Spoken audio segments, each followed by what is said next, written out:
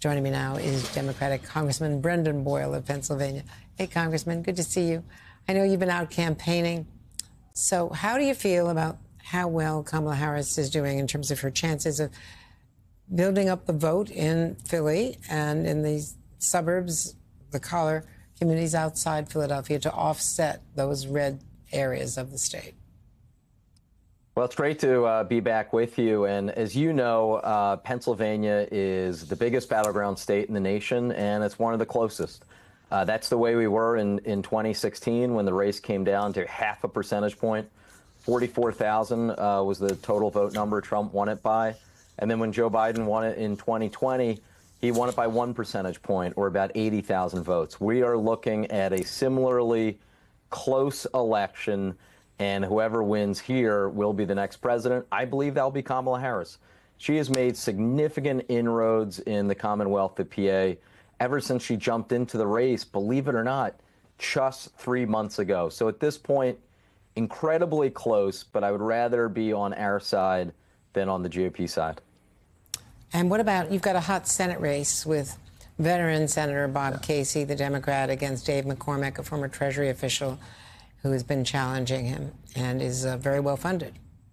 Well, I'm proud to be a longtime supporter of Bob Casey, back to when he was Auditor General as well as State Treasurer before he was elected to the U.S. Senate.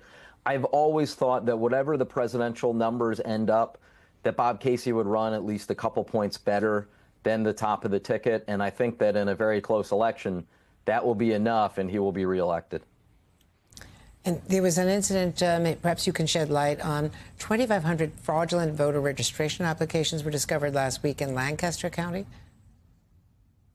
Well, you know, this is not unusual. Every 4 years, it does seem as if there are some registrations that end up either intentionally or unintentionally fraudulent. Guess what? This is a sign our system works. The idea that you can just on a whim register and be illegal or not a U.S. citizen and somehow get away with it is completely false. In this specific instance, it looks like this is one of these operations where people were getting paid to get voter registrations and they falsified them. So I'm glad the system worked, that this was caught in time. The fact of the matter is we have more secure elections in Pennsylvania and nationwide today than at any point in American history. And I look forward to 2024 being yet another example of that.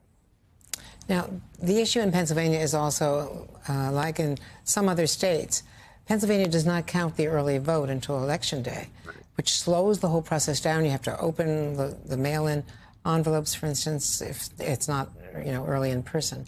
But all the mail-ins are counted starting Election Day. So it's very unlikely that you'll have a result. And if Pennsylvania is the deciding state, which a lot of us think you do, could be decisive in a close race, you're not going to have a result that night. And that's how Donald Trump creates the false impression that the election is being stolen from him.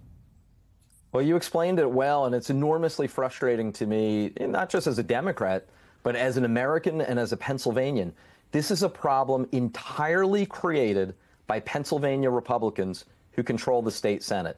We could do what literally every other state does, which allows for something called pre-canvassing of the votes by mail. They have that in Florida, for example, which is why once the polls close, they're able to hit the tabulate button, and very quickly, you know, approximately 60% or so of the results immediately after the polls close. The same thing in North Carolina. But here in Pennsylvania, our Republican-controlled state legislature has blocked pre-canvassing. And so what that means is it takes longer in Pennsylvania, since you can't actually begin the process of counting per our state rules until Election Day. And then those same Republicans who created this problem turn around and help Donald Trump say, wait a minute, there must be something kind of shady going on in Pennsylvania. It's taking them so long to count the votes by mail. Now, one good piece of news is that in 2024, of course, thank God, we are no longer in a pandemic. We will not have as many votes by mail in 24 as we did in 2020. I'm pretty confident that unlike 4 years ago when it actually took till Saturday morning to determine the winner of Pennsylvania. I actually think we will know the following day, on Wednesday, the winner in our Commonwealth. The one caveat being, it also depends upon how close the margin is between the two presidential candidates. And right now, while we expect it to be close, we don't know if we're talking about a 0.5 percentage point or maybe even under 1/10 of a percentage point. We just don't know at this point.